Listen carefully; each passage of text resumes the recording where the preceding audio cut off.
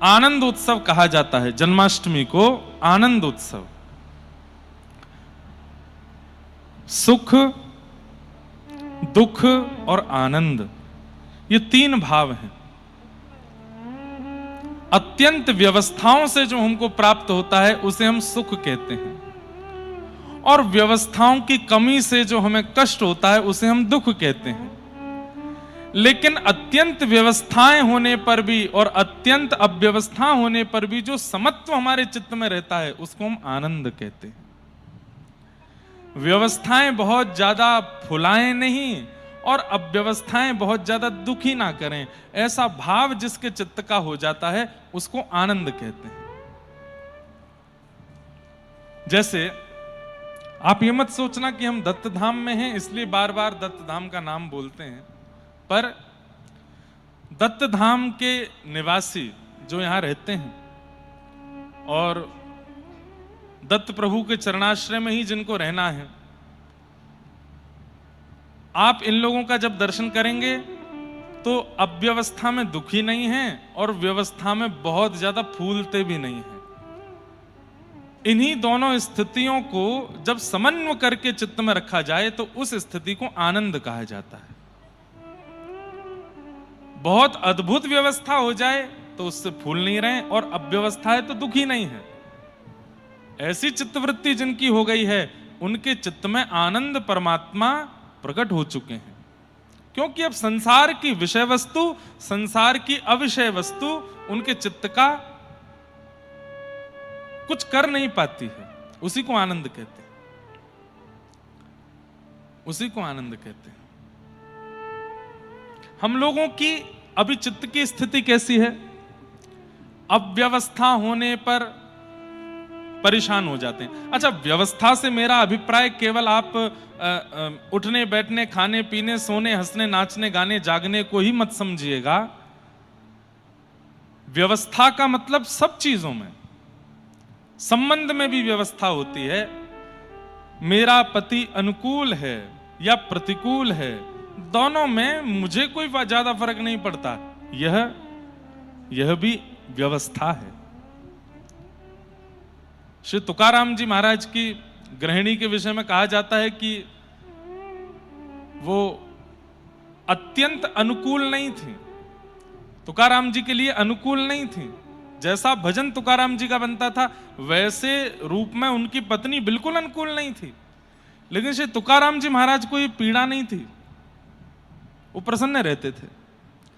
वहीं हम लोग हो जाते, सिर पटक पटक करके रो रहे होते, अरे राम राम राम, ऐसी मिल गई है, पूरे दिन लड़ती है, झगड़ती है, ऐसा बोलती है, ये करती है, वो करती है।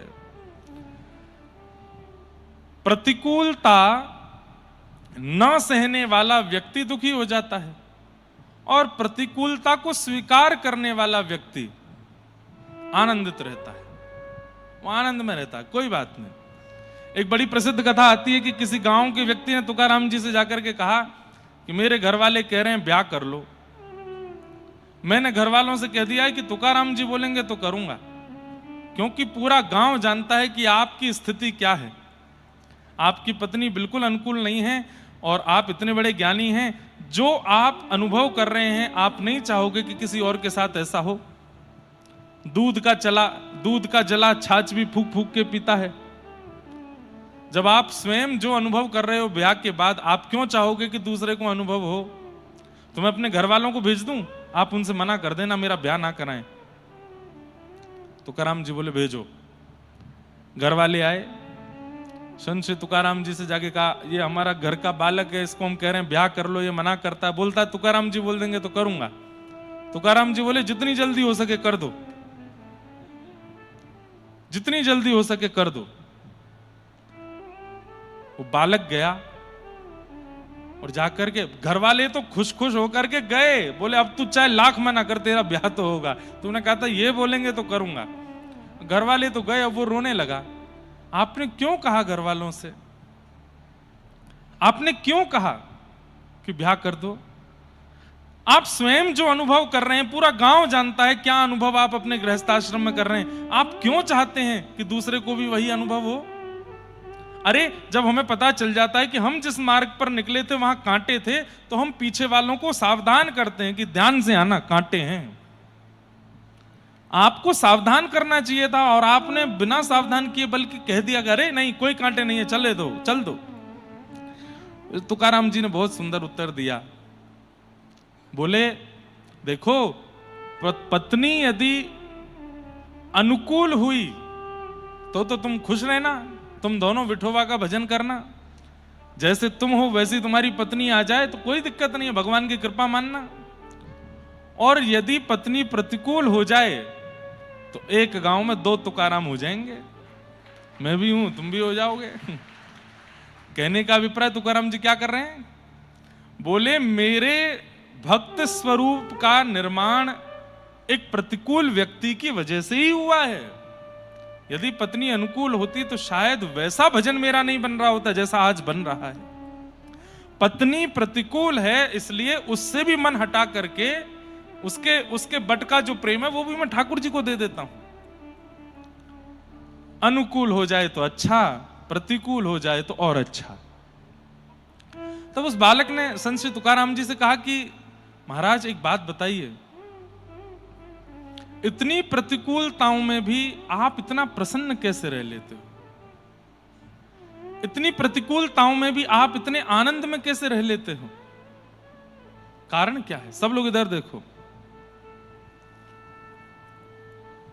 तो श्री तुकाराम जी महाराज बोले अब मैं इसको प्रवचन दूंगा तो इतनी बात समझ में नहीं आएगी, एक प्रैक्टिकल कर देते हैं।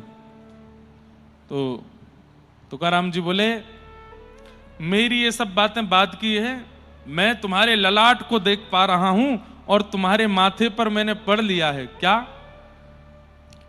तुम्हारे जीवन के केवल 7 दिन बचे। 7 दिन बाद तुम्हारी मृत्यु हो जानी है। इसलिए जो जो तुम्हारी मन की इच्छाएं अधूरी रह गई हो, जिन जिन से तुम्हारी बिगड़ी हुई है, सबसे बना लो। क्योंकि शास्त्र आज्ञा करते हैं कि यदि हमारी मृत्यु के समय पर हमारे संसार के व्यवहार यदि विचित्र रह जाते हैं तो फिर दोबारा जब धरती पर आना पड़ता। जैसे मान लो मेरा किसी से विरोध चल रहा है, किसी से लड़ाई चल रही है, किसी का मैं अपयश कर रहा हूं और अचानक से मेरे प्राण चले जाएं तो मुझे पुनः आना पड़ेगा, क्योंकि कहीं प्रतिस्पर्धा छोड़ करके गया हूं मैं और किसी ना किसी रूप में मुझे आकर के वह प्रतिस्पर्धा का समाधान करना पड़ेगा। इसलिए कहीं भी कुछ भी अधूरा छोड़ के नहीं जाना है, सबको समत्व करके जाना है पृथ्वी से। इसलिए भैया किसी से अगर नोकझोंक हो भी जाए ना तो बहुत जल्दी क्षमा मांग लेना, कहीं रूठे रूठे ही प्राण मत त्याग देना, आना पड़ेगा नहीं तो तुकाराम जी ने कह दिया तुम्हारे जीवन के 7 दिन बचे हैं। वो बालक ब्याह तो सब भूल भाल गया, लौट करके घर गया, जाते ही अपने मां के हृदय से लग गया। मां बोली आज बड़ा प्रेम आ रहा है? 2 दिन पहले तो बड़ा लड़ रहा था मुझसे, रोने लगा। मां अब कोई बात नहीं ना, मुझे हृदय से लगा लो ना। खूब देर तक मां के हृदय से लगा रहा। फिर थोड़ी देर बाद पिताजी मिले, जिनसे वो देख के बात ही नहीं करता था, पिताजी के आते ही उनको भी हृदय से लगा लिया। जिस भाई से वर्षों से उसकी बनी नहीं थी, उस भाई के यहां जाकर के स्वयं क्षमा मांगने लगा, भैया मुझे क्षमा कर दो, आज के बाद अब कुछ गड़बड़ी नहीं होगी। इतने साल से तो तू बोला नहीं, आज कैसे? बोले बस आप क्षमा कर देना। अब कोई उसके प्रतिकूल व्यवहार भी कर रहा है, ध्यान से सुनिएगा, जो उसको पसंद नहीं है ऐसा व्यवहार भी यदि कोई कर रहा है तो भी उसको क्रोध नहीं आ रहा। क्यों? मेरे जीवन के बस 7 ही दिन बचे हैं, गुस्सा करके क्या फायदा है। इस प्रकार 7 दिन व्यतीत हो गए। 7वां दिन था, उसने कहा जिन्होंने बताया था कि आज मेरी मृत्यु है, चलूं उनके पास। तुकाराम जी के पास जाके बोला आज 7वां दिन है, मेरे प्राण जाने वाले हैं, कुछ आज्ञा कर दीजिए, मैं क्या करूं। तो संत श्री तुकाराम जी बोले ये बताओ पिछले 7 दिन में तुम्हारी किससे लड़ाई हुई? बोले किसी से भी नहीं। किसी ने अनुकूल प्रतिकूल व्यवहार नहीं किया? बोले खूब किया। बोले तुम्हें गुस्सा नहीं आया? बोले नहीं आया। क्यों नहीं आया? बोले ये सोच के नहीं आया कि गुस्सा करके क्या फायदा, 7 ही दिन बचे हैं। और अनुकूल व्यवहार करने पर बहुत प्रेम भी नहीं आया। क्यों? तब भी यही लगा कि 7 ही दिन बचे हैं। संत जी तुकाराम जी बोले, मेरी प्रसन्नता का कारण यही है, मैं हर क्षण सोचता हूं कि अगला क्षण भी मेरा अंतिम हो सकता है। किसी के व्यवहार से मैं बहुत प्रसन्न और बहुत दुखी क्यों हूं? मेरा अगला क्षण भी अंतिम हो सकता है, किसी भी समय मेरे प्राण जा सकते हैं। किसी की अनुकूलता से प्रसन्न होकर के, किसी की प्रतिकूलता से दुखी होकर के मैं क्यों अपना समय बर्बाद करूं? आपने हमको माला पहना दी, दक्षिणा दे दी, खूब सारा धन धान्य दे दिया, चरणों में गिर के जो है प्रणाम कर लिया, और मैं भूल जाऊं कि अरे वाह देखो मुझे तो कितना प्रेम मिलता है, उसी क्षण प्राण चले गए। तो मद में प्राण जाएंगे तो फिर उसी के अनुरूप अगला जन्म मिलेगा। आपने यदि कुछ गलत कहा और आपकी गलत बात सुनकर के मैं दुखी हो गया, आपके प्रति शत्रुता का भाव ले आया और उसी समय प्राण चले गए, तो फिर नकारात्मक ऊर्जा में प्राण जाने का फल मिलेगा, नरक जाना पड़ेगा और जो जो होगा। तुकाराम जी कहते हैं अगला क्षण भी मेरा अंतिम हो सकता है, मैं ये सोच करके अपने वर्तमान क्षण को खराब नहीं करता। कोई कैसा भी व्यवहार करे, मेरी पत्नी प्रतिकूल व्यवहार करे, कोई राजा आकर के अनुकूल व्यवहार करे, मैं सब में सम इसलिए रहता हूं क्योंकि मुझे यही पता है कि कभी भी प्राण जा सकते हैं। सुख में फूलो मती, दुख में भूलो मती, प्राण जाए मगर नाम भूलो मती, काम की वासना को मिटाते चलो, कृष्ण गोविंद गोपाल गाते चलो। ऐसा मन जिनका बन गया है, वास्तव में कृष्ण जन्मोत्सव के अधिकारी वही हैं जो ना किसी की बात से बहुत खुश होते हैं और ना किसी की बात से बहुत दुखी होते हैं, सम रहते हैं, एक रस रहते हैं, उनका रस परिवर्तित नहीं होता, एक रस रहते हैं। और एक बात बोले, हम कथा करके स्वयं सीखने का प्रयास करते हैं इन सब भावों से। आज स्थिति यह है कि व्यासपीठ पर बैठे हैं, कथा करते हैं, लाखों की तादाद में लोग प्रेम देते हैं, पर उन लाखों में 100 लोगों की गालियां भी सुनाई देती हैं कभी कभी। और एक बात बताएं आपको, लाखों का प्रेम कई बार 100 लोगों की निंदा के आगे फीका लगने लगता है। वो 100 लोग भी निंदा क्यों कर रहे हैं, बुरा लगने लगता है। लेकिन अपने मन को कैसा रखें, एक रस। चाहे कोई कितना सम्मान कर दे तो भी एक रस रहो, चाहे कोई कितनी निंदा कर दे, कितना भी अपमान कर दे तो भी एक ही रस रहो। दोनों स्थिति में मन को बिगड़ने नहीं देना। ऐसी स्थिति जब आपके मन की हो जाएगी तो आप ना सुखी हो ना दुखी हो, आप कौन हो, आनंद में हो। और सोई आप गा सकते हो, मेरे मन आनंद भयो जय कन्हैया लाल के।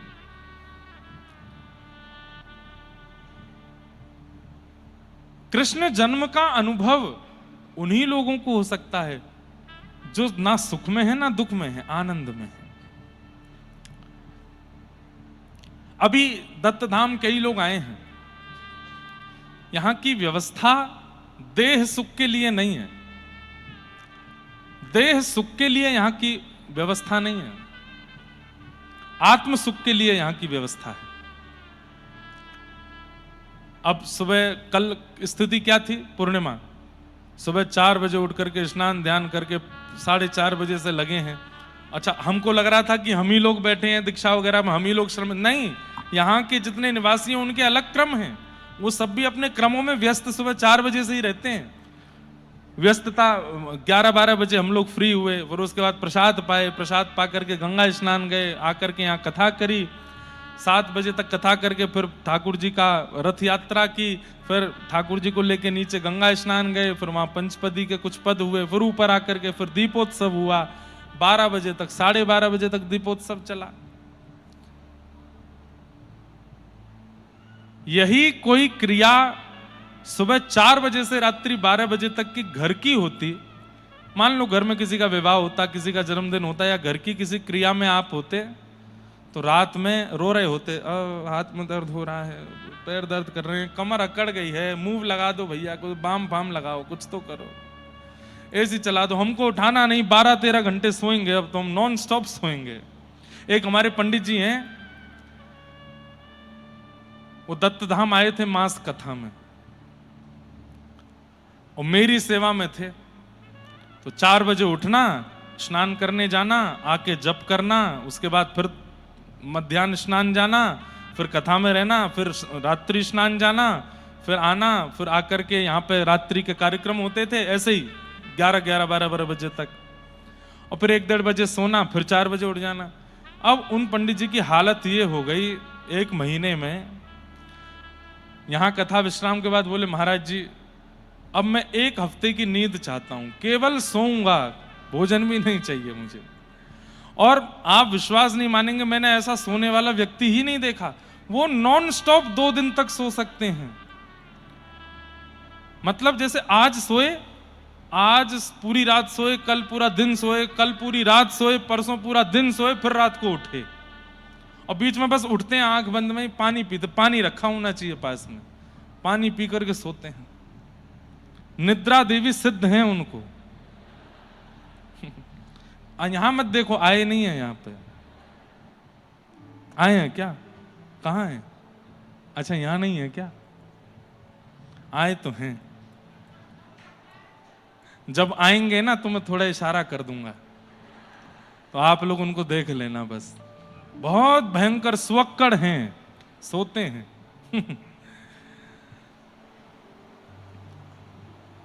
तो यहां पर जिस प्रकार की कल स्थिति थी, यही अगर संसार में होती तो आप लोग परेशान हो जाओगे। लेकिन कल रात्रि में भी यहां 12 बजे जब हम लोग गा रहे थे, उसके बाद फिर जब दत्त प्रभु की आरती हुई, आधा घंटे की आरती थी कल हैं। अब कृष्णा जी मुझे कहें 5 अंतरे और, 4 अंतरे और, 3 अंतरे और, 2 अंतरे और, 1 अंतरा और फिर वो पूरी हुई, फिर दूसरी स्तुति प्रारंभ हुई। मैंने कहा कब विश्राम होगा? क्या हो गया? घबराहट सी क्यों हो रही है मुझे?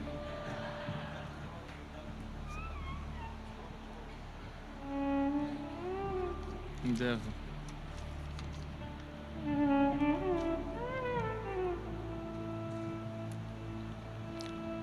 यह मास कथा का प्रथम सत्र हो रहा है। दूसरा सत्र इस वर्ष की दिवाली यानी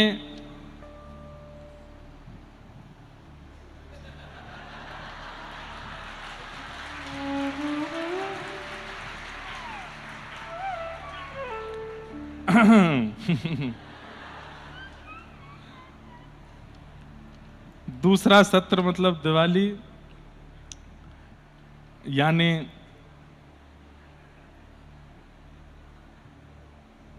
होगा। दिवाली है तो संभवतः कथा का विश्राम ही होगा। अगर हो भी तो उन महानुभावों को प्रेम से दत्त धाम की ओर से और आपकी यही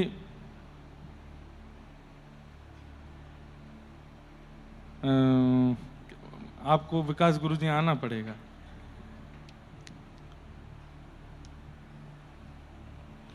ये क्या है? अच्छा, पाचारणा करें और लगे हाथ, ये आप ही, अच्छा वो मुझे पढ़ने वाला है। मंच का जो क्रम है कथा एवं वो ये क्या है?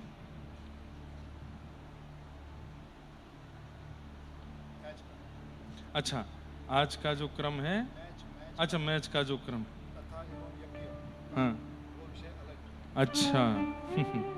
अच्छा ये तारीख कौन सी लिखी है?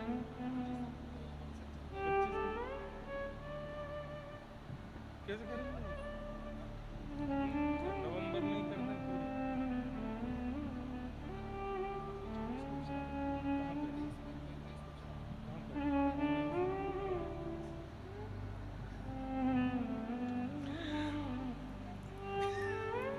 अभी 2 दिन बच्चे हैं मुझ पर। डेट तो मैं एक डेट और थोड़ी बस आगे पीछे करके कर दूंगा। एक पिताजी की आज्ञा से एक डेट है, वो भी करनी पड़ेगी। लेकिन इस साल आ ही जाएंगे हम दत्त धाम पूरे मास कथा का। तो अभी कल परसों तो इंटरवल होगा, पिक्चर अभी बाकी है और 15 दिन की अभी फिर होगी। और महाराज जी जैसे हमको आज्ञा कर देते हैं, हम नहीं टालते हैं, इसलिए हम भी आज्ञा कर दे रहे हैं। जितने इस वक्त पंडाल में बैठे हैं इन सबको दोबारा आना है और उस 15 दिवस की कथा में फिर रहना है। और उस 15 दिवस के सत्र में हम केवल मौन और स्पर्श का नियम रखेंगे, बाकी जप का नियम सब हमारे पंडित जी करेंगे। और महाराज जी क्या, अच्छा मौन का नियम सब करेंगे? वाह, ये मैं बोलूंगा बाकी सब मौन रहेंगे, कोई भी नहीं बोलेगा। और पंडित जी के कम से कम महाराज जी 1-1 लाख जप का नियम रखवाइएगा, ताकि ये घिस जाएं जप करते करते। मैं बस देखने आया करूंगा कैसा चल रहा है, सब आनंद रहेगा। ये तो देखिए अब है ही, हम महाराज जी हमारे जीवन में देखो, हम कोई ये अंतरंग बात है पर हम आपको बता देते हैं। यहाँ पता नहीं दत्त धाम में हमको बहुत अनफिल्टर्ड जैसा लगता है, हम ज्यादा कुछ छुपाव वैसा रखते नहीं। हमारे जीवन में कुछ महापुरुष ऐसे हैं जिनकी बात को हम आदेश नहीं मानते, अध्यादेश मानते हैं। और उनकी आज्ञा है ऐसा नहीं मानते, ठाकुर जी की आज्ञा है ऐसा मानते हैं। जिसमें प्रथम हमारे पूज्य गुरुदेव भगवान पूज्य पिताजी, उनकी आज्ञा हो जाती है, उनका आदेश हो जाता है। तो कई बार पुत्र होने के नाते, तो जैसे पिता पुत्र में नहीं होता कि थोड़ी नोक झोंक सी हो जाती है, अरे नहीं पिताजी ऐसे नहीं, ऐसे करना है, ऐसे, तो ये भी होता है हमारा। लेकिन वो वार्ता करने के बाद जब मैं बाहर आता हूं तो मन में होता है कि नहीं, लौट के जाऊंगा, नहीं आपने जैसे कहा वैसे ही होगा, आप बिल्कुल उसके प्रति निश्चिंत रहिए। तो पहले तो पिताजी महाराज, दूसरे हमारे पूज्य मलुक पीठ वाले महाराज जी, यदि वो आज्ञा कर देते हैं कि ऐसा है तो वैसा ही है। तीसरे हमारे गिरधर लाल जी, हम आपको ये बात बिल्कुल सत्य रूप से बता दें कि कई विषय अपने जीवन के ठाकुर जी के आगे पर्ची डाल करके पूछते हैं हाँ या ना, और ठाकुर जी अगर बोल दें ना, उसमें लाखों का फायदा हो रहा हो मुझे, तो नहीं। और अगर ठाकुर जी ने कह दिया कि हाँ, उसमें भले ही करोड़ों का घाटा हो रहा हो, तो वो करना है, लाल जी ने कहा है। और बाकी और भी महापुरुष हैं, लेकिन हमारे पूज्य श्री दत्तदास महाराज जी, आपकी आज्ञा हो जाती है कि ये करना है, तो बस मन में फिर संशय नहीं आता, मन में दूसरा विचार नहीं आता, मन में फिर एक ही रट लगती है, अब तो करना है, चाहे जैसे करें, करना है। स्थिति ऐसी हमारी बनी भई है इस वक्त की हम हिल ही नहीं पा रहे हैं, कहीं भी जा ही नहीं पा रहे हैं। 2-2, 3-3 साल के सब सत्र नियमित रूप से हो गए हैं। अब इस वर्ष भी कई सत्र ऐसे हैं जो बड़े बड़े महापुरुषों के हैं। वृंदावन में भी एक कथा है, एक कथा तो हमारी ऐसी है, सुबह वृंदावन में, शाम को गोवर्धन में है, एक ही समय पर, क्योंकि समय ही नहीं दे पा रहे। और सबका मान रखना भी भाव रहता है, सबको सुख देना है। कई हमारे पुराने परिचित भी हैं, कई पिताजी महाराज की आज्ञा से होते हैं, कई मलुक पीठ वाले महाराज जी की आज्ञा से होते हैं, कई संतों की आज्ञा से होते हैं। अब वो कहते हैं कि आपको यहाँ कथा करनी है, तो अब हमारा व्यवहार ऐसा नहीं कि हम उनसे बोले महाराज जी हम तो बहुत व्यस्त हैं, नहीं जा पाएंगे। ये बोलना कितना अनुचित लगता है कि हम छोटे होकर के ये बोले महाराज जी से कि हम, अब वो करते तो हैं। ऐसे ही सब कथाएं बहुत सारी संतों की आज्ञा की हैं, परंतु महाराज जी की आज्ञा हुई है तो 2027 लगेगा नहीं, उससे पहले हम दत्तधाम आ जाएंगे। और ये जो मास कथा के 15 दिवस का सत्र है वो पूर्ण करके ही जाएंगे। और 2 दिन बचे हैं, 4 तारीख को, अभी महाराज जी के पास हम बैठे ही नहीं पाए हैं, रात्रि में बैठेंगे।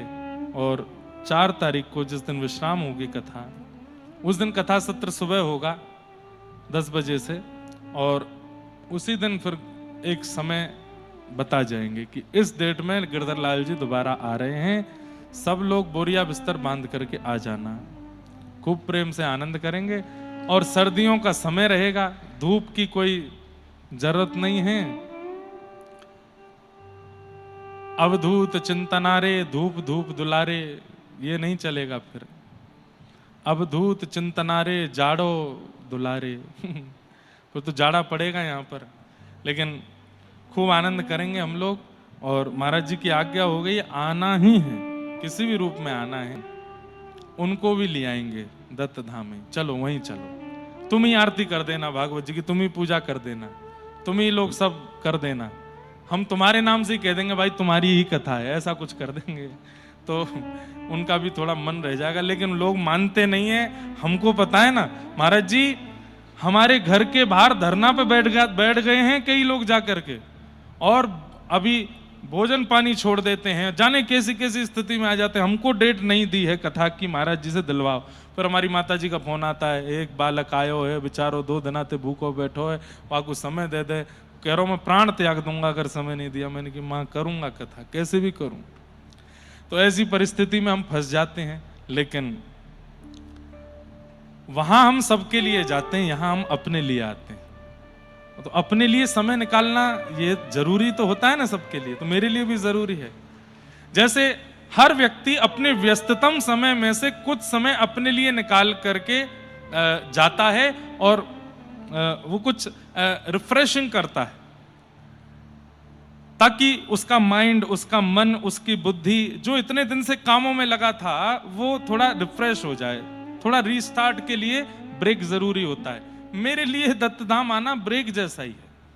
मैं दुनिया भर में कथा करते करते, प्रपंचों को सुनते हुए, कहीं कहीं कुछ करता, जब दत्तधाम आता हूँ यहाँ आकर के रिफ्रेश होता हूँ, पूरा मन बुद्धि बिल्कुल। जबकि यहाँ मैं और ज्यादा व्यस्त रहता हूँ, दुनिया में इतना व्यस्त नहीं जितना यहाँ रहता हूँ, लेकिन फिर भी एक रिफ्रेशमेंट होता है।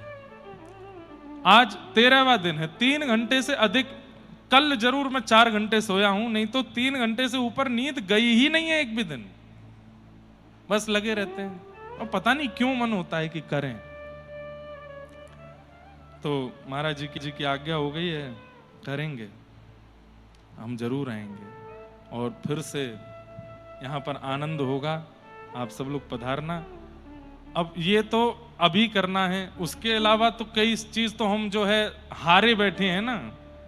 क्रिकेट मैच में हार करके अनुष्ठान ले रखे हैं, और हमारी जो टीम है इन लोगों ने सबने जो है घी खा खा करके वहां पे बैट इनसे चले नहीं है, जाम हो गया है शरीर, और इतने बड़े बड़े अनुष्ठान ले लिए हैं सिर पर। तो वो तो अभी बाद का विषय है। चातुर्मास कथा भी एक पेंडिंग पड़ी है, संवत्सर कथा भी एक पेंडिंग पड़ी है।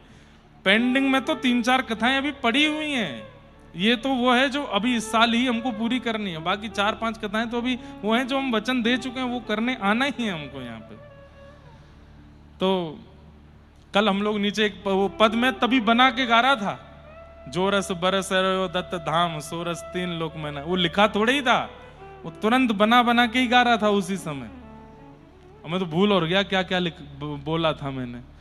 लेकिन उसमें एक बात आई थी ना कि घर वाले सब जो है कहते हैं कि भाई वहीं बस जा, घर को कहा है, सब हम देख लेंगे। अब सुबह से फोन आते हैं, कोई उठा थोड़ी पाते हैं, मौन रहते हैं, किसी से बात हो नहीं पाती। माता जी से बात नहीं, पिताजी से बात नहीं, बहनों से बात नहीं, गृहिणी से बात नहीं, किसी से बात नहीं हो पाती। प्रतीक्षा करो, सबको मैसेज लिख के भेज देता हूं, कब तक? बोले सूर्यास्त तक।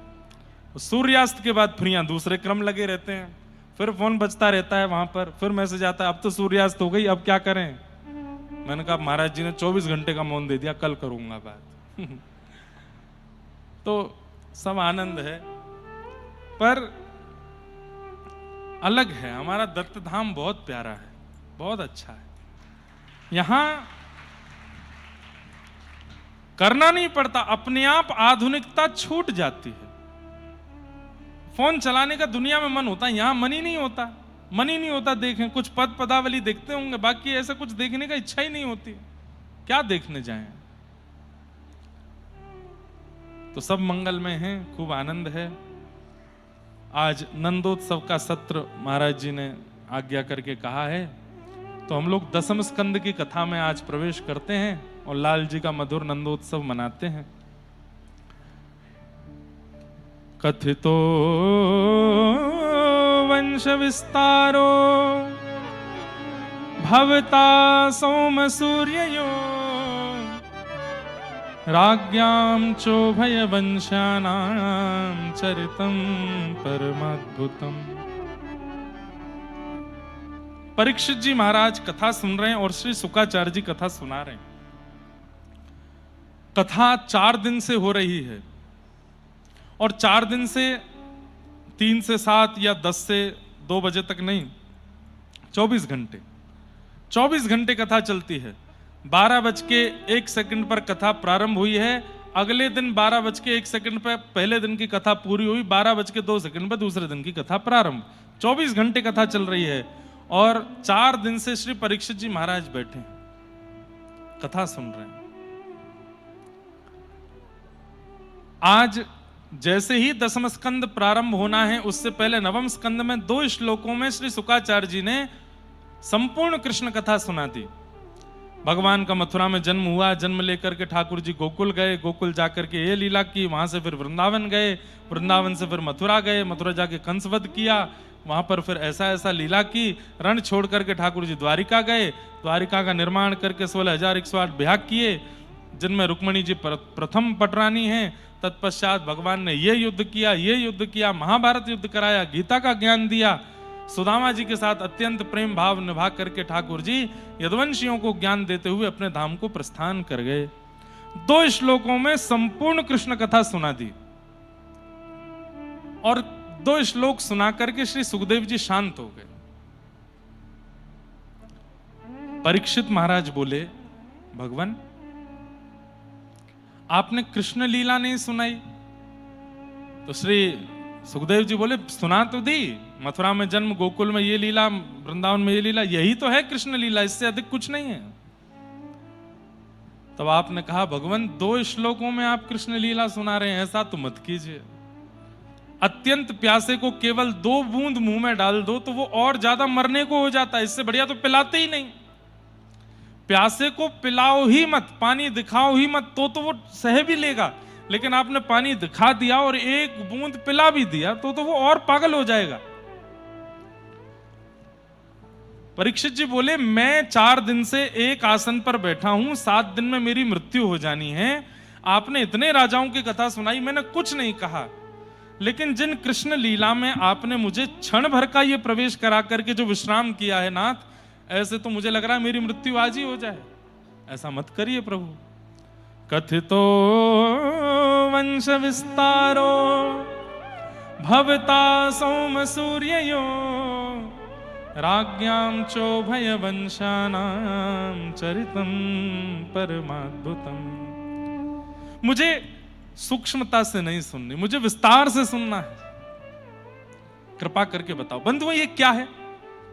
उत्सुकता, इसको क्या बोलते हैं? इस व्यवहार को उत्सुकता। भगवत प्राप्ति में प्रेम अनिवार्य है, भगवत प्राप्ति में भक्ति अनिवार्य है, भगवत प्राप्ति में ज्ञान अनिवार्य है, वैराग्य अनिवार्य है, त्याग अनिवार्य है। लेकिन ये सब आपके पास है, लेकिन उत्सुकता नहीं है तो ठाकुर जी नहीं मिलेंगे। लेकिन प्रेम नहीं है, ज्ञान नहीं है, वैराग्य नहीं है, त्याग नहीं है, भक्ति नहीं है, लेकिन उत्सुकता है। हां, ये सब है पर उतनी मात्रा में नहीं है, पर उत्सुकता चित्त में है। उत्सुकता मतलब एक्साइटमेंट, भगवत दर्शन का एक्साइटमेंट, भगवत प्राप्ति की उत्सुकता यदि चित्त में है तो भले ही भक्ति, ज्ञान, वैराग्य, त्याग आपके चित्त में इतने लेवल पर ना हो, उत्सुकता है तो ठाकुर जी मिल जाएंगे। प्रमाण ध्रुव जी महाराज। 4 वर्ष के बालक का कितना साधन होगा, कितना ध्यान होगा, कितना व्रत होगा, कितना नियम होगा? कुछ भी नहीं, लेकिन उत्सुकता है।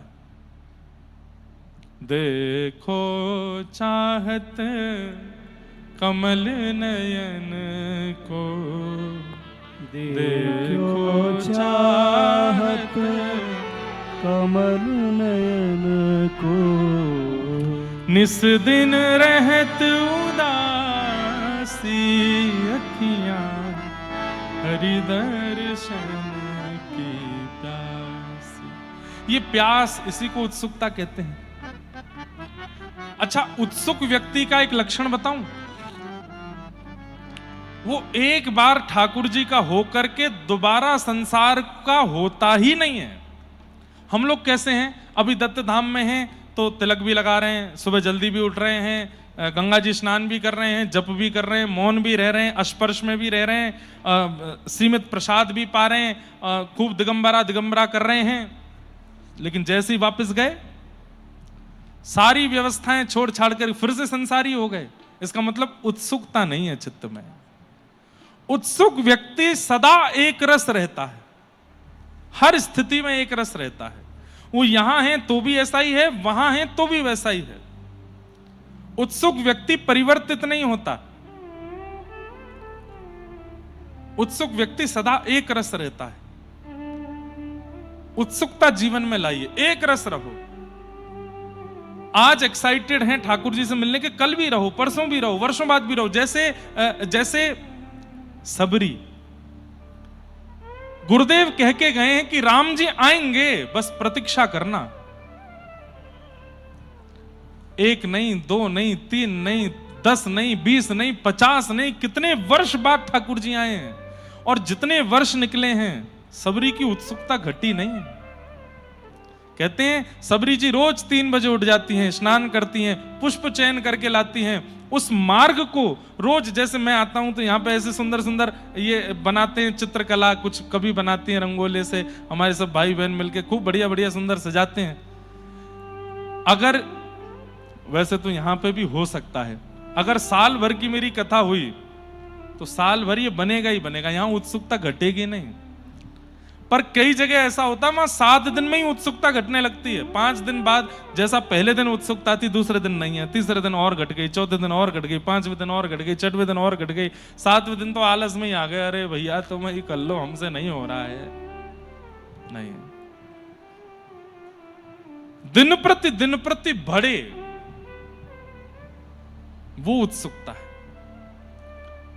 सबरी जी रोज मार्ग पर झाड़ू लगाती हैं, रोज पुष्पों से उसकी सजावट करती हैं, रोज उस पर गंगा जल छिड़कती हैं, रोज सुगंधित पुष्पों से उस पर सुगंधी डालती हैं। क्यों? राम जी आ रहे होंगे। और पूरा सजा करके फिर फल फूल ला करके डलिया में सजाती हैं और एकटक निहारती रहती हैं, अब आएंगे, अब आएंगे, अब आएंगे।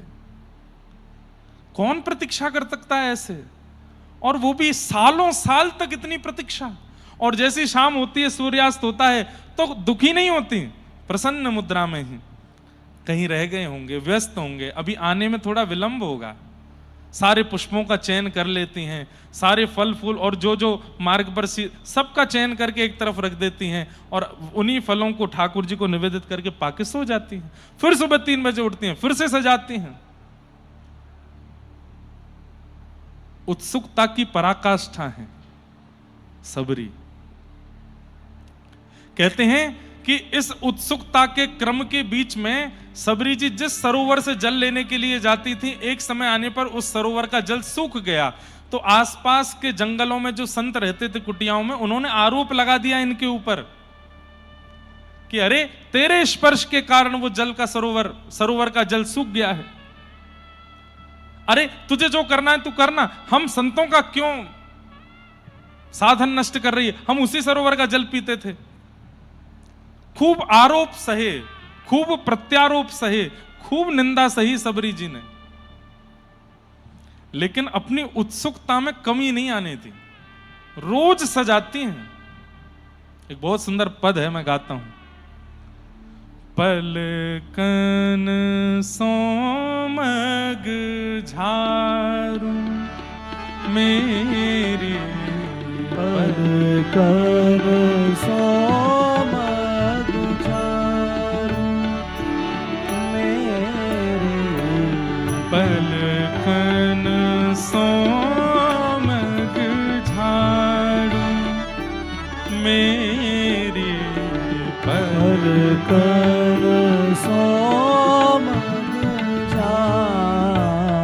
मग मतलब रास्ता, पलकों से झाड़ू, झाड़ू से नहीं, अपनी पलकों से बुहारूं उस रास्ते को। कौन से रास्ते को? ओ जामग मेरो गिरधर आवे, जामग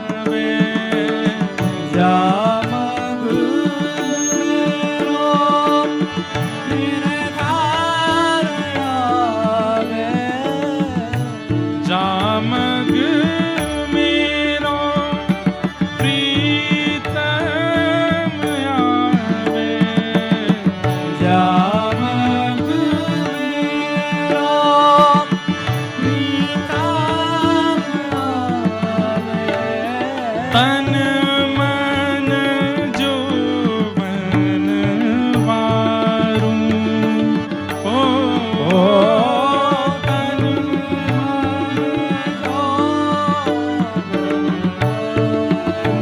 ओ मेरे पलकन सोमग झारूं, मेरे पलकन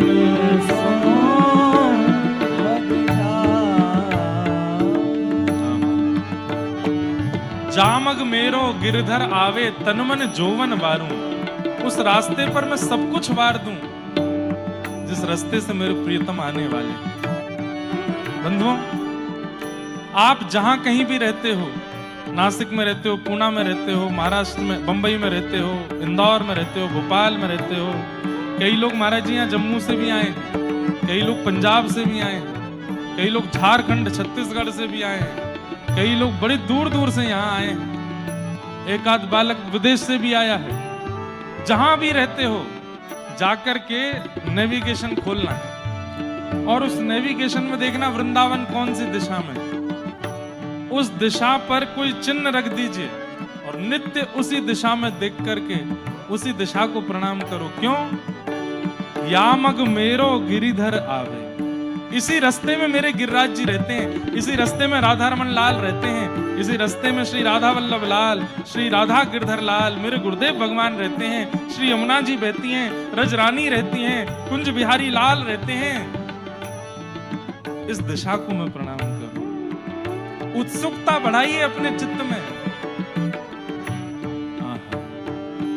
क्या कह रहे हैं?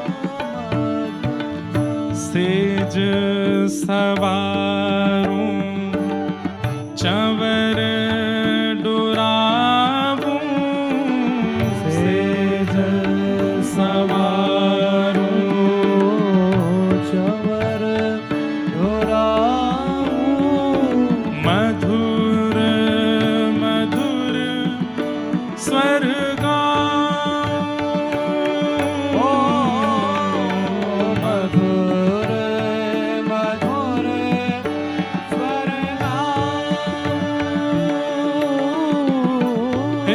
रसिक प्रीतम पिया जो मिल मोहे, रसिक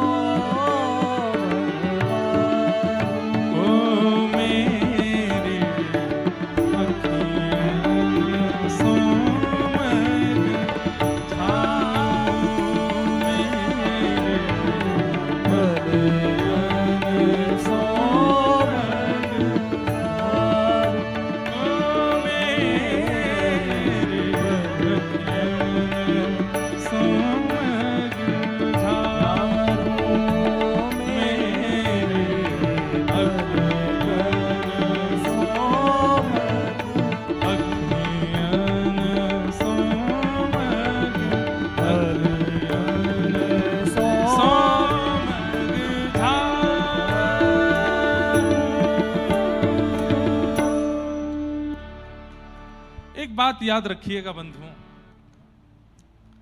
अगर आपके जीवन में प्रतीक्षा और विरह ये दो नहीं है ना, तो आपका चित्त पवित्र नहीं हो पाएगा। बहुत ध्यान से सुनिएगा। भगवत मिलन में या धाम की प्राप्ति में या गुरुदेव की प्राप्ति में या श्री जी की प्राप्ति में यदि प्रतीक्षा आपसे नहीं हो रही है, मतलब अभी मन हो गया वृंदावन जाना है तो कल की फ्लाइट मिल गई और पहुंच भी गए, प्रतीक्षा नहीं करनी पड़ी। अभी इच्छा हो गई कि जगन्नाथपुरी जाना है और तुरंत ट्रेन में बैठे पहुंच गए। अभी इच्छा हो गई द्वारिकाधीश दर्शन करना, तुरंत पहुंच गए। अभी इच्छा हो गई दत्त धाम आना, तुरंत आ गए।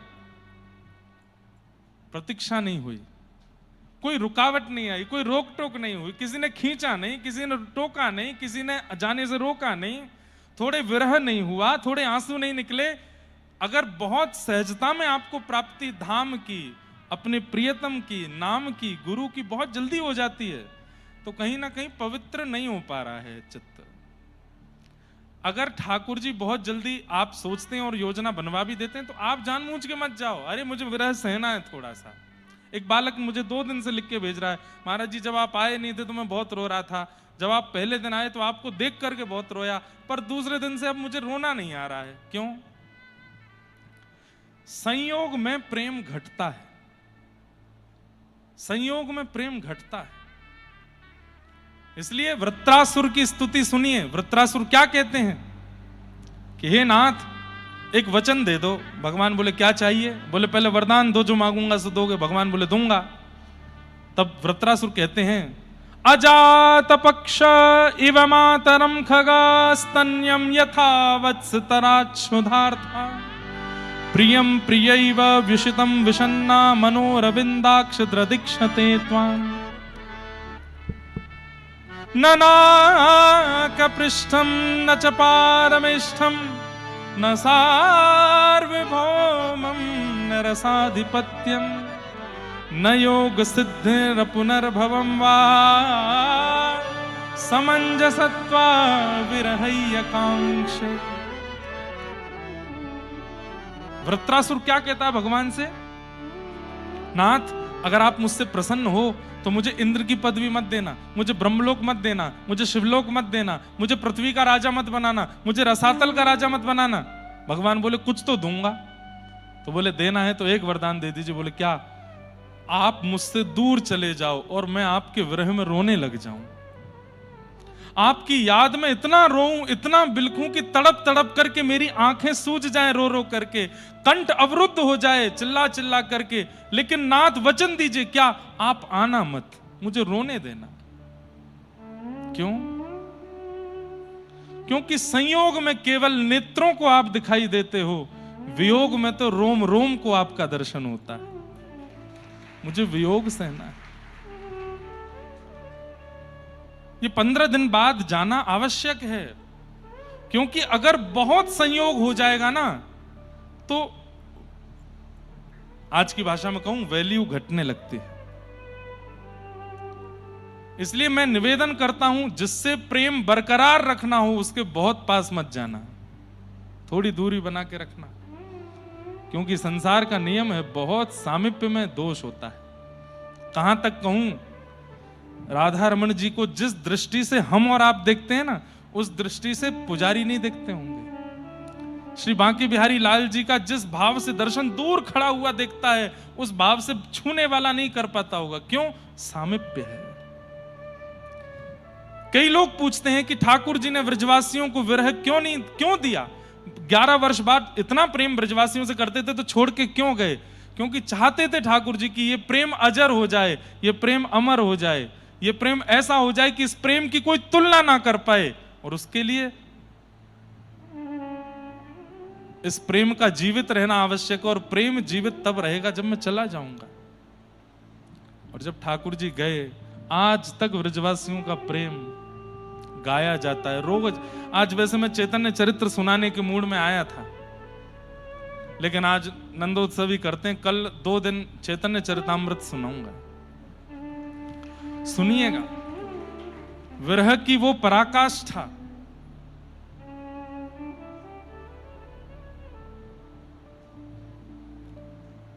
यहां जितने भी रामानुज दास और दासी बैठे हैं, आपके गुरु भाई भी यहां बैठा है, नंद नंदन रामानुज दास। बहुत अच्छी अच्छी रचनाएं करते हैं। उन्होंने एक रचना करके हमसे गवाया है। वो क्या करते हैं, हमसे कथा सुनते हैं और कथा सुनने के बाद फिर उस पर पद लिखते हैं। बहुत अच्छा है बालक। वैसे वो पद आने वाला है कुछ दिन बाद, लेकिन कितना अच्छा भाव है। हे उधा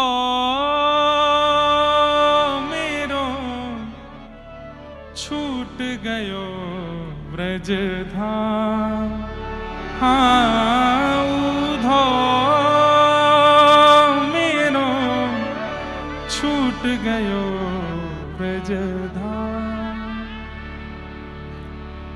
मेरे हृदय की को जाने में रोऊं सुबह शाम।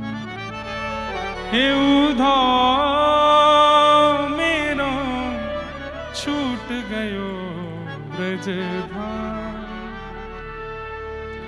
मैया छूटी बाबा छूटे, छूट गई मेरी गैया। गोपी ग्वाले और यमुना तट पनघट की छैया।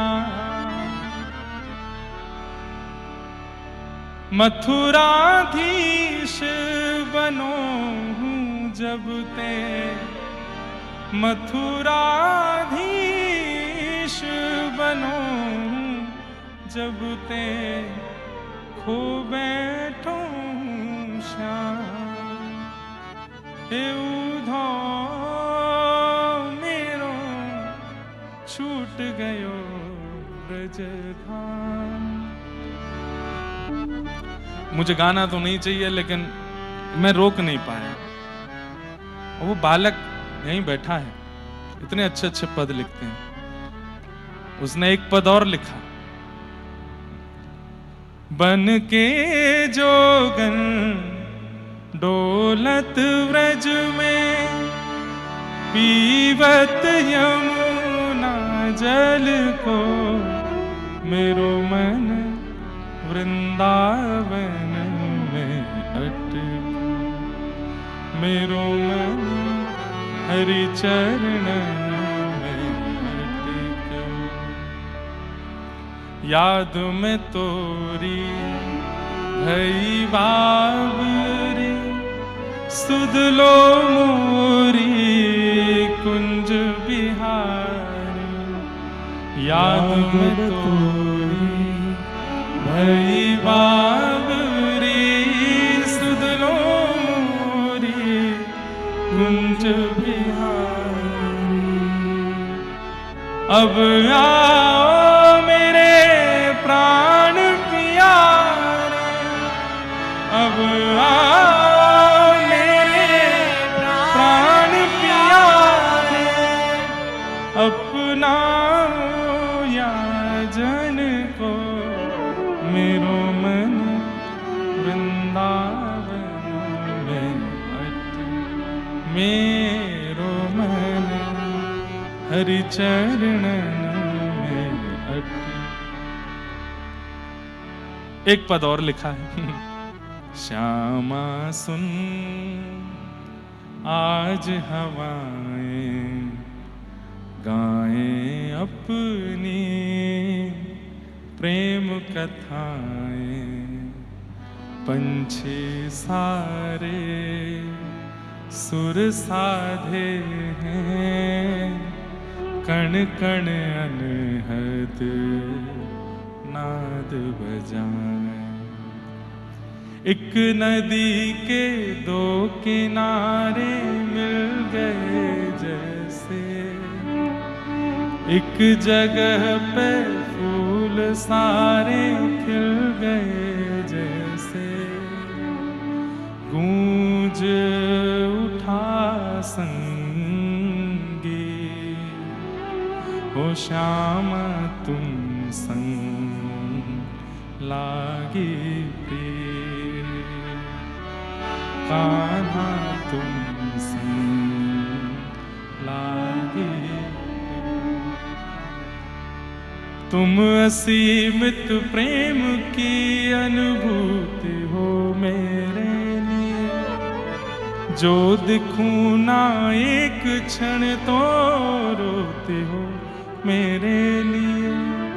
शब्द सारे सुरमई को किल हुए जैसे, स्वप्न तारों की तरह झिलमिल हुए जैसे, झूम रहे शुभ गीत, श्याम तुम संग लागे प्रिय, ओ कान्हा तुम संग लागे। कितने अच्छे भाव। ऐसा लगता है कि गुरु दीक्षा प्राप्त करने का असली फल यही है कि अपने गुरु की प्राप्त हुए भावों का विस्तार करे शिष्य। वो कथा सुनता है बालक, और कथा में जो भाव सुनता है उसी पर एक पद लिख देता है। कम से जब जब मिलेगा कम से कम 20 पद तो तैयार होते हैं उसके पास। महाराज जी ये भी गा दीजिए, ये भी गा दीजिए, ये भी। अब वो बैठा है हमारे गुरु बहन और गुरु भाइयों के लिए एक पद लिख रहा है, सब रामानुजदास दासियों के लिए, गिरधर लाल जी के लिए, उत्सव के। तो मैं ये सब बातें क्यों बता रहा हूं कि प्रेम पुष्ट विरह से होता है। और जब उद्धव वाला पद रात्रि में मुझे याद है 2 बजे मैं उसको कथा सुना रहा था, और बैठ करके वो पूरी कथा सुन करके अगले दिन तो वो पद लिख के लिया। रो रहे हैं, नेत्रों में आंसू भर आए हैं। विरह ही शब्द को प्रकट करे तो वो शब्द हृदय स्पर्शी होता है। सोच लीजिए विरह कितना पवित्र होता है, परंतु विरह संयोग में नहीं होता, विरह वियोग से ही होता है। तो जो बालक कह रहा है कि मुझे महाराज जी पहले दिन रोना है, अब रोना नहीं आ रहा, 2 कारण हो सकते हैं। पहला कारण, अब तुमको चलते फिरते हम दिख रहे हैं, चलते फिरते सब संत जन दिख रहे हैं, विप्रदेव दिख रहे हैं, कथा हो रही है, तो संयोग में होता है कि वियोग नहीं होता। और दूसरा, वियोग के नष्ट होने का कारण होता है वैष्णव अपराध। आप किसी भक्त का यदि मन, बुद्धि या वाणी से अपराध कर देते हैं तो आपके चित्त का परम पवित्र प्रेम विरह नष्ट हो जाता है। जो नेत्रों में आंसू भराते थे, जो याद आती थी, जो विरह में व्याकुलता होती थी, यदि वो घट गई है तो इसका मतलब क्या है? किसी वैष्णव भक्त का अपमान किया है आपने, इसीलिए विरह चला गया है। ये 2 ही कारण होते हैं विरह के समाप्त होने के, या तो संयोग, अति संयोग, और या फिर किसी वैष्णव का अपराध।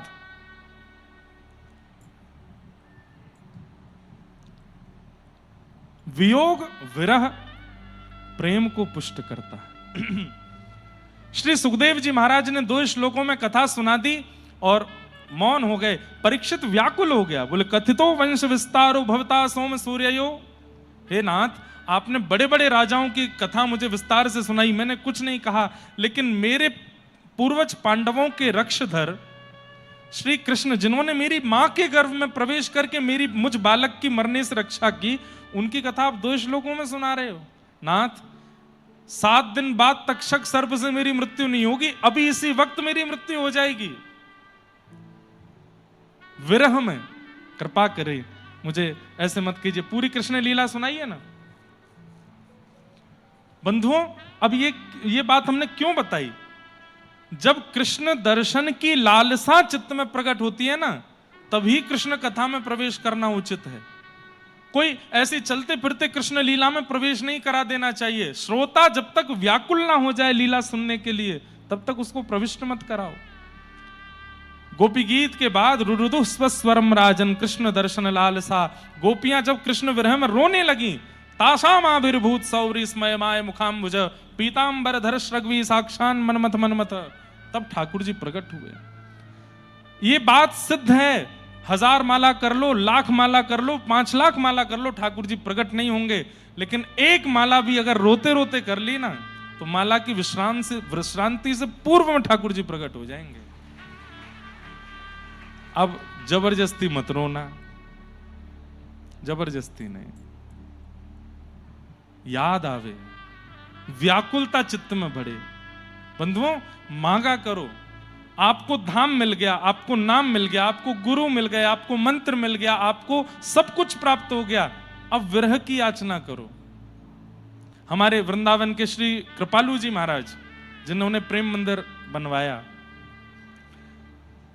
कितना प्रसिद्ध पद है उनका। उस पद में वो एक बात कहते हैं, गोपी प्रेम की भिक्षा दीजे, कैसे हूँ मोहे अपनों कर ली। ये विषय अभी थोड़ी देर में मैं यहीं विश्राम कर दूंगा, विरह वाला। और कल मैं विरह से ही कथा का प्रारंभ करूंगा, क्योंकि चैतन्य चरित्र सुनाना है। सावधानी से रूमाल लेके बैठना। कल तो 2 दिन विरह का दान दे करके जाएंगे। और बस बोलने दीजिएगा, मेरे नेत्र नहीं खुलेंगे कल कथा में। आज मैं भर के आया था, लेकिन आज मटकी देख के मैं रुक गया हूं, लेकिन कल नहीं रुकूंगा। कल बहुत सावधानी से बैठिएगा कथा में। 2 दिन में चैतन्य चरित्र पूरा नहीं होगा, लेकिन जितना होगा उतना कह के जाऊंगा। गोपी प्रेम की भिक्षा दीजे, कैसे मोहे अपनों कर लीजे। तुर गुण गावत दिवस बितावत, द्रग बरसावत, मैं हूँ प्रेम विभोर श्री राधे की जय कृपा की ओर। सरस किशोरी बयस की थोरी, रति रस गोरी की जय कृपा की ओर। श्री राधे की जय कृपा की ओर। विरह मांग रहे हैं किशोरी जी से। जब भक्त को सब कुछ मिल जाता है तो वो विरह की याचना करता है, रुदन की याचना करता है कि मुझे रोना है, मुझे विरह में रहना है। और विरह मिलता नहीं है बंधुओं। धाम मिल जाएगा, नाम मिल जाएगा, मंत्र मिल जाएगा, दर्शन मिल जाएगा, महाप्रसाद मिल जाएगा, लेकिन विरह नहीं मिलता है। और विरह मिल रहा है तो बहुत बड़ी कृपा है। उसको जाने मत दीजिए, रहने दीजिए अपने पास ही।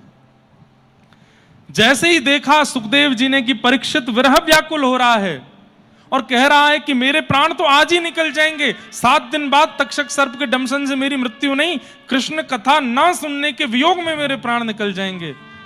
जैसे ही विरह आतुर सुखदेव जी ने परीक्षित को देखा, तुरंत सुखदेव जी बोले, परीक्षित सम्यक व्यवस्थिता बुद्धि तब राजसी सत्तम, वासुदेव कथायां ते यज्जाता निष्ठ कीरति।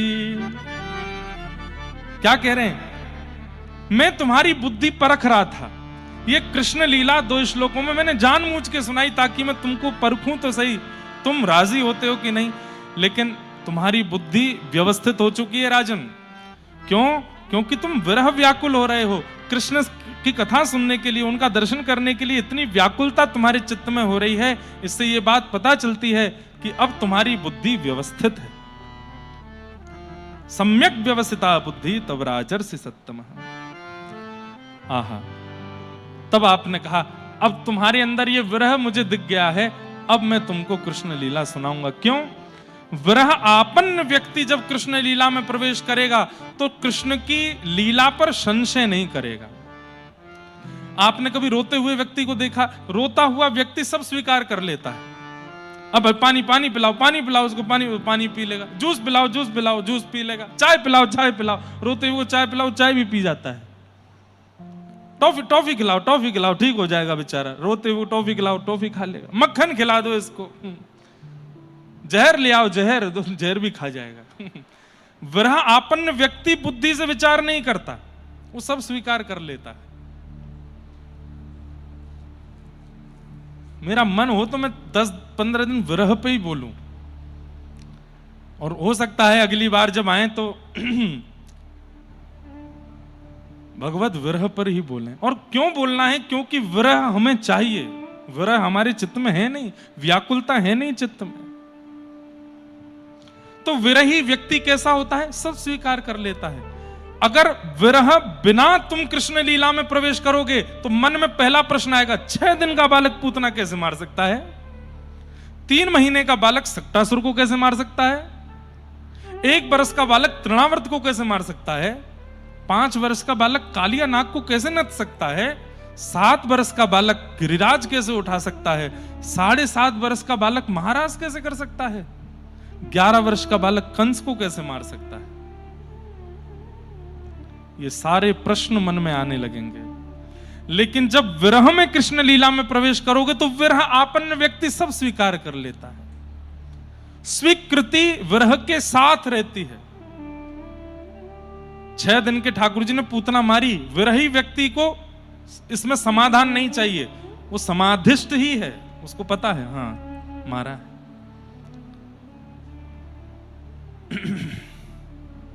और जैसे ही देखा कि अब परीक्षित विरह में आतुर हो गया है, तब सुखदेव जी कहते हैं, वसुदेव गृहे साक्षात भगवान पुरुष पर जनिष्यते तत्प्रियार्थम सभवन्तु सुरस्त्रिय। भगवान ने आकाशवाणी करते हुए पृथ्वी को कहा है कि हे पृथ्वी तुम रो नहीं। पृथ्वी याचना कर रही थी कि बहुत भार बढ़ गया है, दुष्टों का नाथ कृपा करो। तब भगवान ने कहा चिंता मत करो, वसुदेव जी के यहां साक्षात मैं जन्म लेकर के आने वाला हूं, और पृथ्वी महारानी तुम्हारे इस पाप को, ताप को, भार को मैं हल्का करूंगा। यह आकाशवाणी सबने सुनी। सब देवता व्रजमंडल में आकर के नए नए रूप धारण करके रहने लगे। भगवान ने आज्ञा की है कि वो वसुदेव जी के यहां जन्म लेंगे। वसुदेव कौन है? सूरसेन मंडल के राजा सूरसेन, और सूरसेन के पुत्र का नाम है वसुदेव। मथुरा के राजा उग्रसेन, उग्रसेन के पुत्र का नाम है कंस। तो दोनों ये सूरसेन मंडल के राजा के पुत्र हैं, वो मथुरा के राजा के पुत्र हैं, कंस और वसुदेव। कंस के चाचा जी का नाम है देवक, उनकी बेटी है देवकी। तो अपनी चचेरी बहन का विवाह कंस ने वसुदेव जी के साथ में सुसंपन्न किया। ये वसुदेव जी का 7वां विवाह था। 6 विवाह पहले हो चुके थे और 7 बहुपत्नियां पहले होती थी।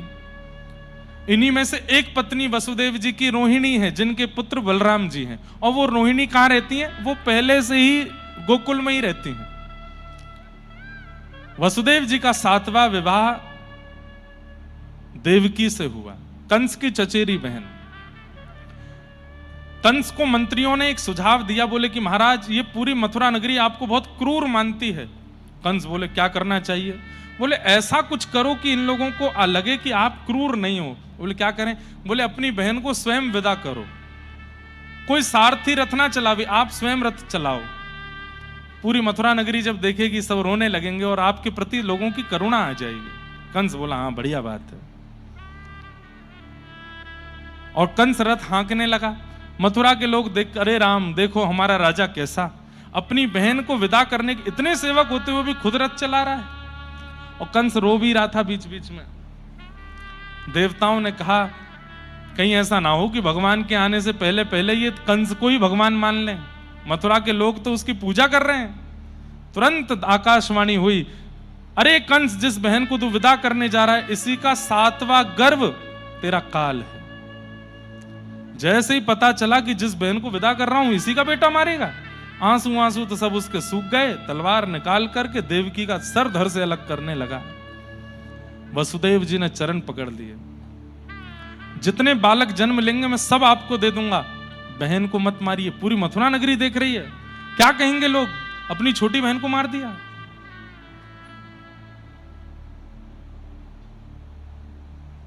बंधुओं, संसार में कई राक्षस लोग हैं आज भी, लेकिन उनका राक्षसत्व तो केवल इसलिए बचा हुआ है कि अरे अगर मैंने किया तो मेरी पॉपुलैरिटी घट जाएगी।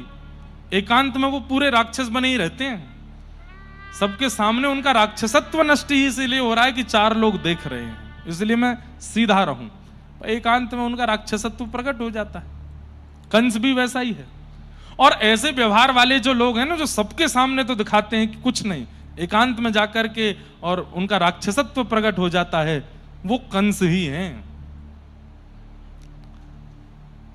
अपनी बहन को छोड़ दिया, लेकिन कारागृह में डाल दिया। 6 बालकों को कंस ने छोड़ दिया। 7वें बालक के रूप में भगवान के शेष नाग ही बलराम जी के रूप में आए, जो पूर्व अवतार में लक्ष्मण बनकर के छोटे भाई बन के आए थे, इस बार बड़े भैया बन के आए हैं बलराम जी। देवकी मैया के गर्भ में ही आए थे, लेकिन भगवान ने तुरंत योग माया वैष्णो देवी से कहा, अभी इसी वक्त हमारी मैया के गर्भ में जो बालक है इसका स्थानांतरण करो। कहीं इन्होंने जन्म ले लिया तो जन्म लेते ही कंस को मार देंगे और मेरा काम अधूरा रह जाएगा। इनको तुम रोहिणी के गर्भ में भेज दो। और कुछ महीने देवकी के गर्भ में रहने के बाद बलराम जी रोहिणी के गर्भ में चले गए। इसलिए बलराम जी रोहिणी नंदन भी हैं, देवकी नंदन भी हैं, दोनों के पुत्र हैं। इसलिए उनका नाम संकर्षण रखा गया, क्योंकि एक गर्भ से उनका संकर्षण करके दूसरे गर्भ में उनको भेजा गया।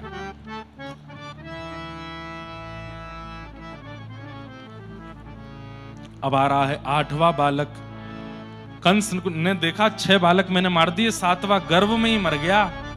8वां बालक आ रहा है। सैनिक बढ़ा दिए, ताले लगा दिए, हथकड़ी बेड़ियां लगा दी, बच के भागने ना पाए मेरा शत्रु।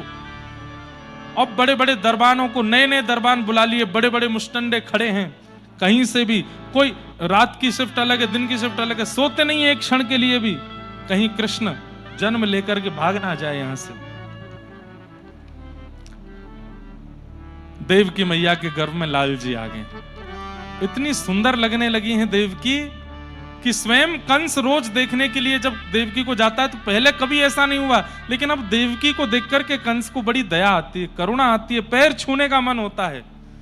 भगवत प्राप्त व्यक्ति यदि सामने आ जाएगा तो उसको प्रणाम करने की इच्छा होने लगेगी, उसको देखने की इच्छा होने लगी, उसके पास बैठने की इच्छा होने लगती है, जिसके चित्त में ठाकुर जी होते हैं। भादों का महीना, मंदम मंदम जलधारा, आकाश में मंदम मंदम जलधारा गिर रही है। आधी रात हो गई है और धीमे धीमे सबको झोंके आ रहे हैं। जितने दरबान खड़े हैं सबके नेत्र बंद हो रहे हैं। सौंधी सौंधी मीठी हवा चल रही है। स्पर्श जैसे ही तन का होता है मानो आलस में भर रहे हैं सब लोग, अंगड़ाइयां आ रही हैं। और धीमे धीमे सारे दरबान सो गए, कंस सो गए, मथुरावासी सो गए, रात्रि का समय है, गोकुलवासी सो गए। कहते हैं कि 84 कोस में एक व्यक्ति भी इस समय जागृत नहीं है, केवल वसुदेव और देव की जगह है। और जैसे ही मध्य रात्रि का समय हुआ है, मंदम मंदम जलधारा गिर रही है। पवन देव मंदिराचल पर्वत पर गए हैं और वहां की समस्त चंदन की लकड़ियों से उनकी सुगंधी लेकर के पूरे मथुरा में, पूरे ब्रजमंडल में बह रहे हैं। पूरे मथुरा में मानो चंदन की सुगंधी से आच्छादित कर दिया गया हो। आकाश में तारा नहीं है, आकाश में 33 कोटि देवता खड़े हैं, हाथ में पुष्प लेकर के ठाकुर जी जन्म लेने वाले हैं। और जैसे ही मध्यरात्रि का समय हुआ, श्री देवकी मैया के गर्भ से एक दिव्य तेज पुंज प्रकट हुआ और शंख चक्र गदा पद्म धारण करके चतुर्भुज श्री बाल कृष्ण प्रभु प्रकट हो गए। बोल बाल कृष्ण लाल की, देवकी नंदन गोपाल की, श्री गोपाल कृष्ण भगवान की। जैसे ही महाराज ठाकुर जी प्रकट हुए, आकाश से पुष्प वर्षण होने लगा है। देवता हाथ जोड़ करके गा रहे हैं, आप सब भी हाथ जोड़ो।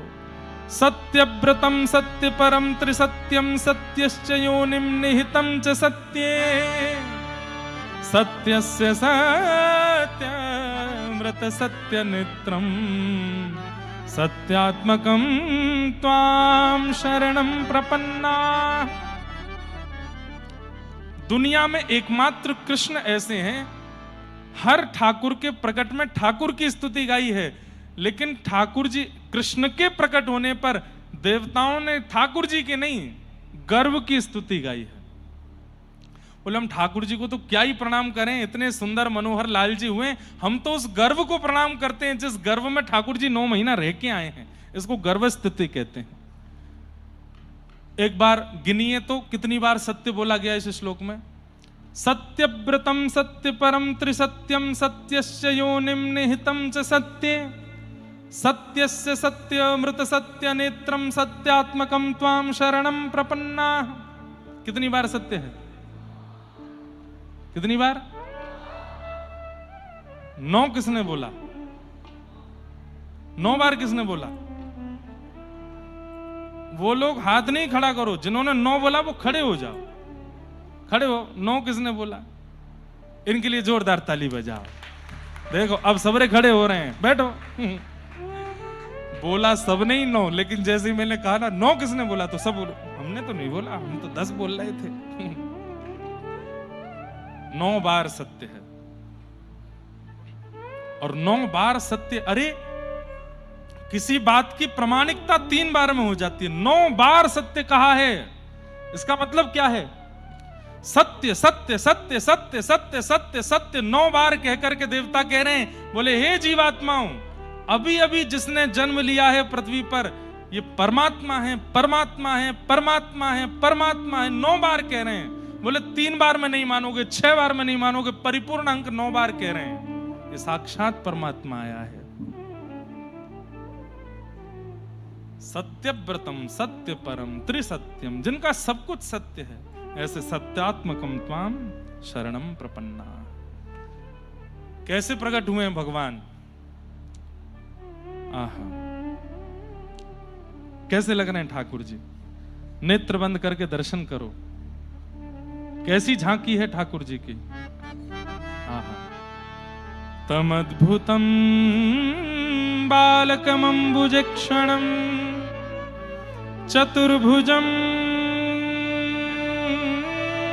शंख गदायुधायुधम श्रीवत्सलक्ष्मं गलसौभकौस्तुभं पीतांबरम सांद्रपयोधसौभगम।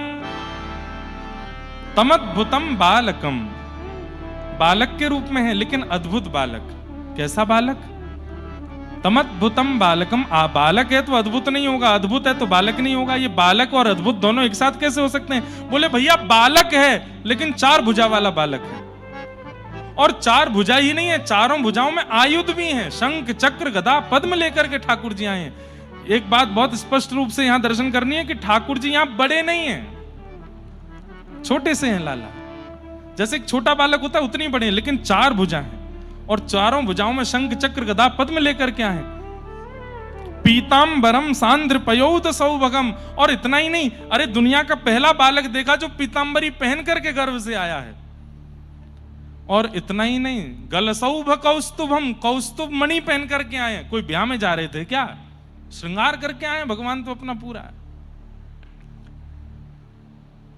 आहा, कितनी सुंदर झांकी है। छोटे से लाला हैं, शंख चक्र गदा पद्म धारण किए हैं, गले में कौस्तुभ मणि है, छोटे छोटे घुंघराले केश हैं जैसे एक नवजात बालक के होते हैं, गोल मटोल गाल हैं, गदमदरा से हाथ हैं, मोटे मोटे पैर हैं, और ठाकुर जी खड़े।